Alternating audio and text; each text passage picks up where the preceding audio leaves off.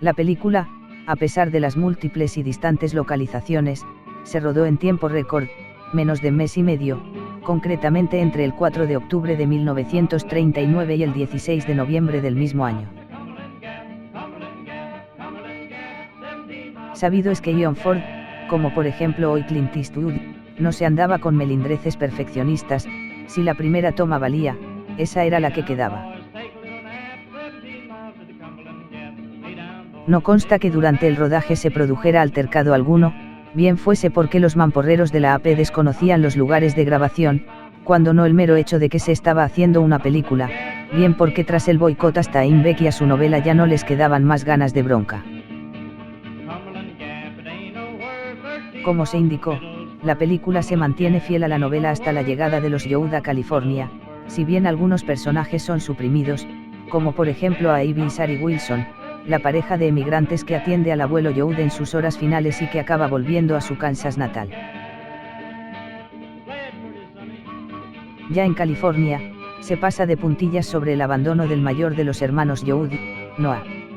En la novela se apea en el río Colorado con la intención de vivir de la pesca. En la película desaparece sin más.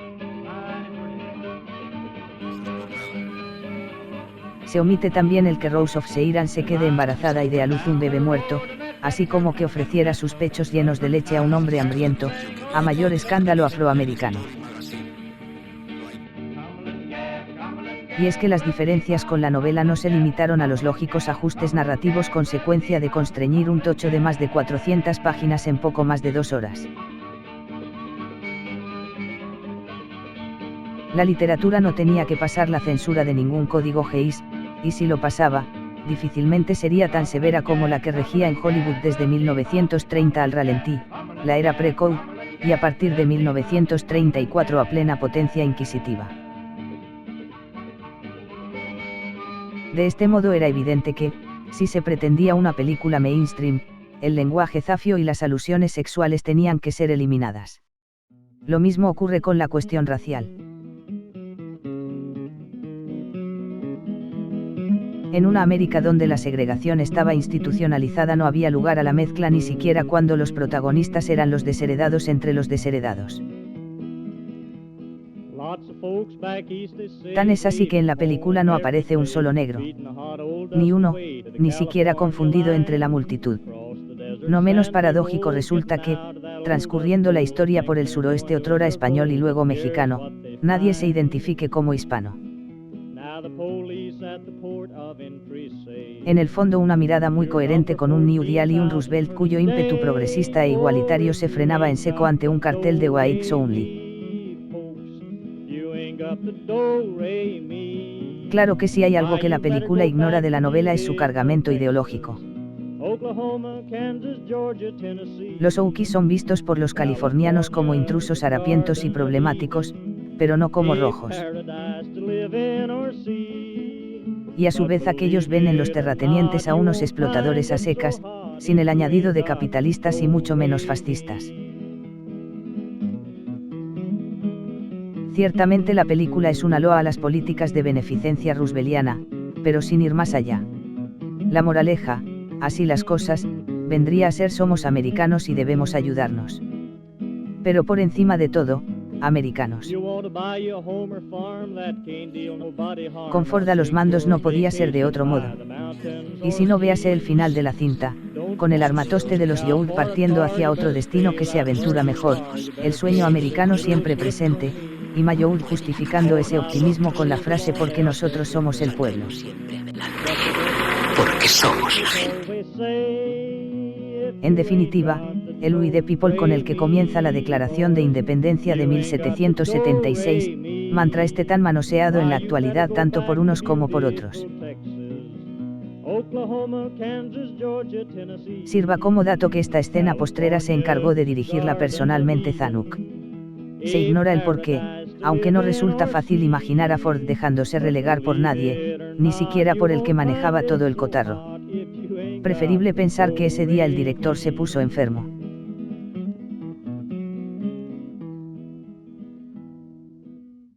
Consecuencia o no de ese blanqueo de la novela de Steinbeck, El caso es que la película se estrenó sin mayores incidentes el 24 de enero de 1940 en New York y 3 días más tarde en Los Ángeles.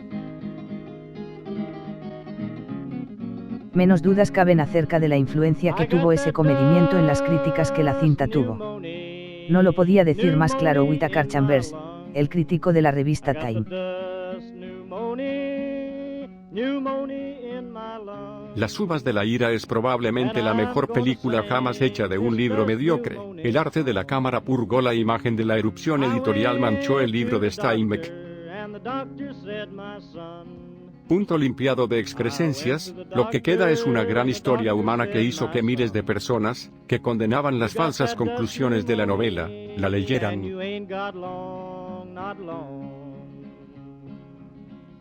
Curiosamente, la reseña de la novela de la misma publicación hablaba de ella como la mejor obra de Steinbeck, es decir, la más dura y tierna, la más tosca y meliflua y, en su final, la más melodramática, la más enojada y la más idílica. Sería otro crítico, cabe imaginar. El hecho es que, partidarios y detractores de la novela se rindieron ante su versión filmada. Los unos celebraban que dejara de lado la obscenidad y la militancia de aquella, y los otros el que, a fin de cuentas, mantuviera intacto su mensaje de denuncia social.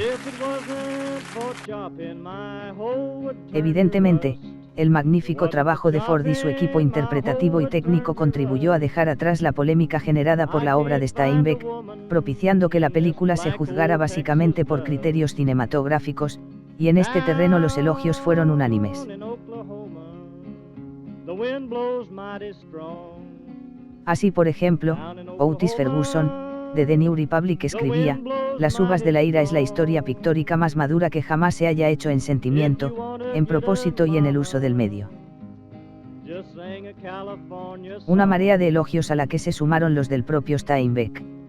El escritor, que vio la película un mes antes del estreno, no pareció en absoluto molesto con los tijeretazos políticos y dialécticos aplicados a su obra. Zanuck ha cumplido con creces su palabra, señaló en una carta hecha pública en 2007. Produjo una imagen dura y directa en la que los actores se sumergen tan completamente que se ve y se siente como una película documental. Y ciertamente tiene un tono duro y veraz. No se tiran golpes. De hecho, con la cuestión descriptiva eliminada, es mucho más duro que el libro. Parece increíble, pero es cierto. Y esto dijo sobre la actuación de Henry Fonda. Cree mis propias palabras. Los honores fueron llegando uno tras otro. El National Board of Review Awards, creado ese mismo año, coronó Las uvas como la mejor película norteamericana hasta la fecha.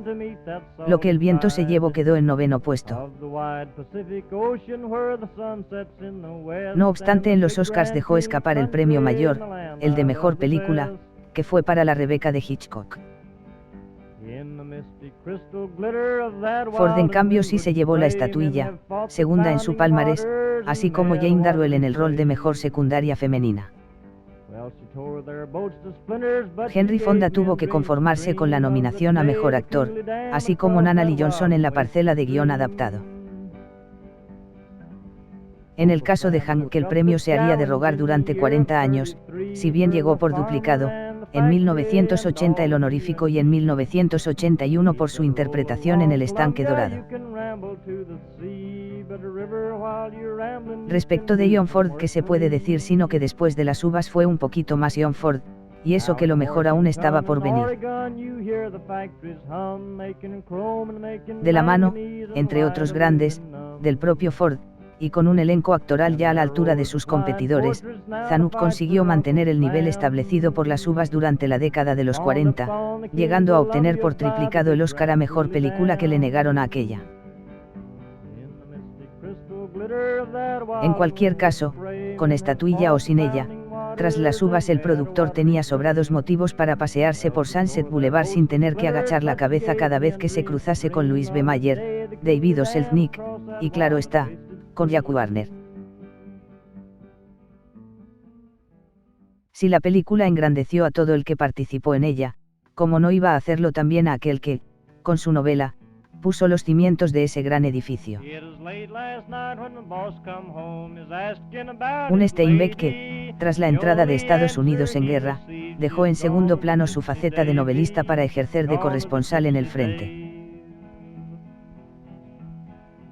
Tras la contienda retomó su actividad narrativa, dejando para la posteridad otros dos clásicos, La perla y Al este del Edén.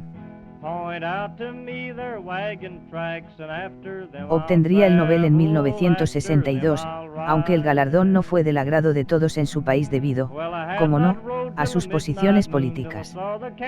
Posiciones, si acaso, del pasado. Y es que durante los años 60 se distinguió por su apoyo a la guerra de Vietnam, llegando incluso a participar en ella de forma simbólica, una noche haciendo guardia en un puesto de mando. De haberlo sabido, quizás los mamporreros de la AP no le hubieran hostigado tanto. Retornemos a 1940, a ese mundo también incendiado por la guerra a cuyas pantallas iba llegando Las uvas de la ira. Se entiende que a las pantallas que llegó, pues no fueron pocas las que hubieron de esperar al fin del conflicto para proyectarla.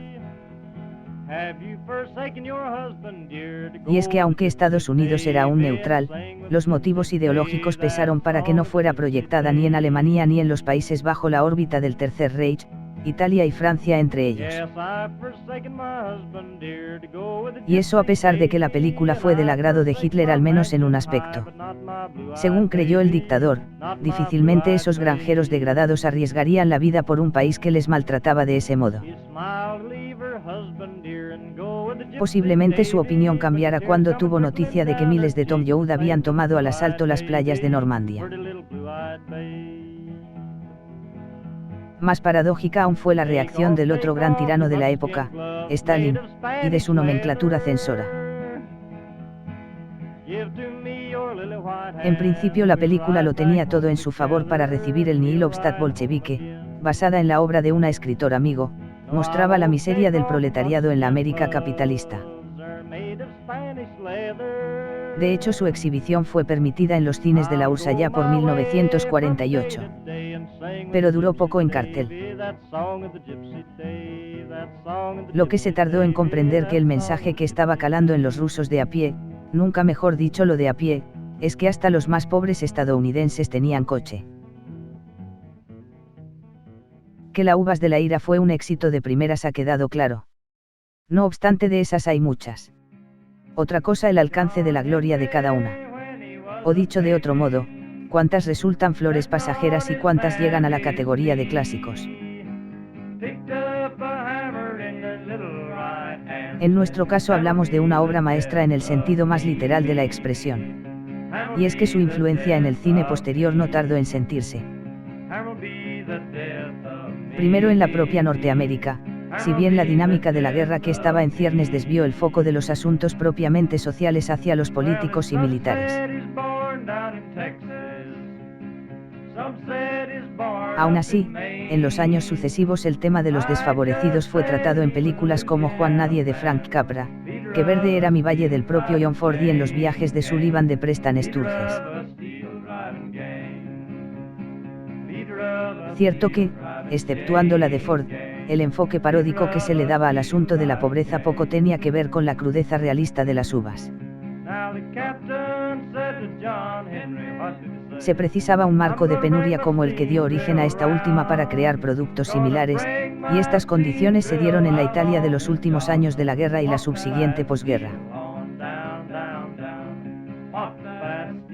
Se asegura que el neorrealismo surgió después de que las tropas aliadas tomaran Roma y establecieran su cuartel general en Cinasita, lo que obligó a los directores que allí trabajaban a emplear como escenario la propia calle.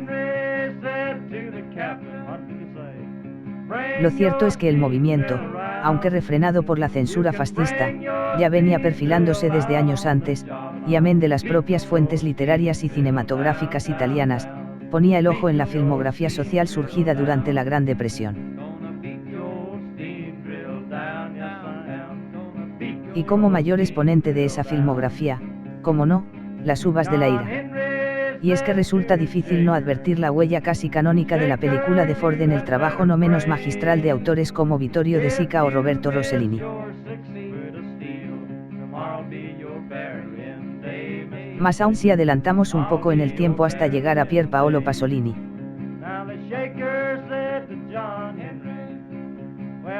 Al polifacético boloñés se le suele adjudicar el mérito de conseguir que la gente del pueblo parezca eso, gente del pueblo. Sin embargo, y sin restarle un ápice de genialidad al italiano, la autenticidad que en todo momento rezuman los Youth solo puede llevar a concluir que Acatone fue en efecto una lluvia de realismo social, pero una lluvia que caía sobre mojado. Pasado por el tamiz del neorrealismo transalpino, el eco de las uvas de la ira también llegaría hasta la España franquista, y el mejor ejemplo de ello es Surcos, de José Antonio Nieves Conde. De marcada orientación social de corte falangista, la película aborda el tema del éxodo rural a la gran ciudad abordando temas por entonces tabú como el extraperlo, la miseria urbana y la explotación de los poderosos. En definitiva, unos Youth apellidados Pérez que, provenientes de alguna Oklahoma mesetaria igualmente inhóspita, sufren de iniquidades diferentes en la forma en tanto que hablamos de un relato ciudadano, pero en el fondo similares a las de aquellos.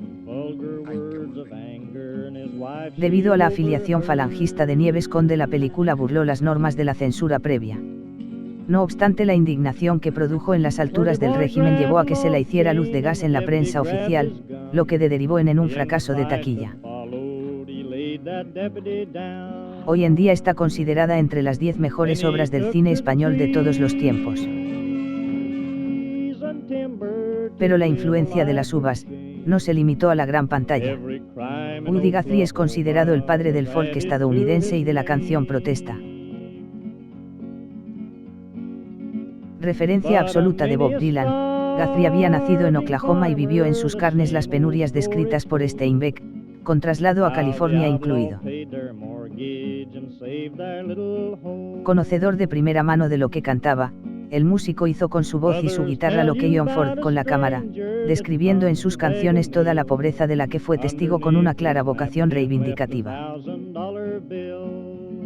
Así sucede en lo que se considera su canción más famosa, This Land Is Your Land, concebida en contraposición al God Bless America de Irving Berlin, que él consideraba complaciente y poco comprometida con los problemas reales del país.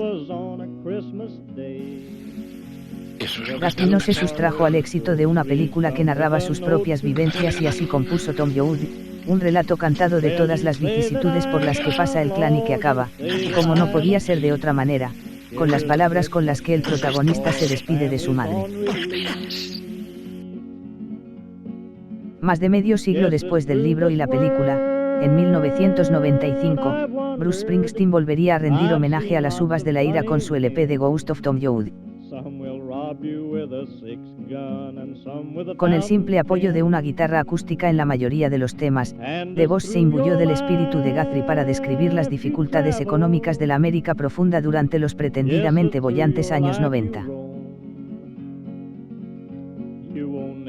Amén de Springsteen y Guthrie, otros grupos punteros como Bad Religion o Rage Against the Machine y solistas como Chris Christopherson evocaron la vida de los Youth. Incluso los mismísimos Pink Floyd, aunque ya sin Roger Waters, le dedicaron un tema, Sorrow, en su álbum Momentary Lapse of Reason, el primero tras la marcha del bajista. Igualmente el cine y la televisión han rendido tributo a la epopeya de los Okies. En la gran pantalla podemos encontrar ecos de las uvas en producciones recientes como Nomadland, de Florida Project o Una historia verdadera. De La pequeña que de monos, con dos ejemplos en clave de parodia animada, el capítulo Overlogging de South Park, donde una caída general de Internet provoca una diáspora masiva hacia Silicon Valley en busca de conexión. Y como no podía faltar, Los Simpson, concretamente el episodio titulado The Crepes of Road, en el que Bart es enviado a la vendimia francesa. Está bien eso de la ira. Por supuesto, aquí no queda la influencia de las uvas de la ira. La literatura, la fotografía y el arte norteamericanos de la segunda mitad del siglo XX abundan en referencias directas o indirectas a la película y la obra que le dio pie. Pero su ascendente va más allá de lo puramente social. No hay que olvidar que a fin de cuentas hablamos de una road movie, y aunque lejos de ser la que inauguró el subgénero, véase por ejemplo la oscarizada Sucedió una noche, 4 años anterior a la cinta de Ford, sí fue la pionera en ambientarse en la célebre Ruta 66, y a la sazón, la que puso el famoso itinerario en el mapa cultural norteamericano. En consecuencia no es descabellado situar a las uvas en la génesis de novelas como En el camino de Jack Kerouac, piedra angular de la generación beat, o de películas como Easy Rider, referencia de la contracultura de los 60. En resumidas cuentas, del propósito justiciero de Steinbeck y del hambre de premios de Zanuck surgió algo más que una de las mejores películas de la historia del cine americano, la 23, según la lista del American Film Institute, sino todo un icono cultural del país de las barras y las estrellas. Por lo demás, queda preguntarnos cuánto hay de actual en las uvas de la ira. La respuesta no puede ser más obvia y es que el mundo actual es un continuo trasiego de desesperados oukis en busca de una California donde prosperar. Ya no se desplazan en destartalados camiones y sus trabichas no son entre estados sino entre continentes, pero en lo esencial nada ha cambiado. No es intención del que suscribe pontificar sobre una cuestión tan complicada y mucho menos hacerlo desde ópticas simplistas, ya sean buenistas o autoritarias. Tan legítimo es el anhelo de salir de la miseria como las suspicacias derivadas de la llegada incontrolada de foráneos. Por todo ello conviene no contemplar las uvas de la ira desde ninguna atalaya moral. Naturalmente hay actitudes en la película que repelen, y como tal han sido presentadas. Sin embargo está por ver la conducta de cada uno ante la presencia de una familia Youd cualquiera a las puertas de su casa. Veamos, pues, las uvas de la ira como lo que es, una gran película. Solo una gran película. Eso sí, con todo lo que debe tener una gran película para, quien así lo quiera, la vea como algo más que una película. Bastante más que una gran película.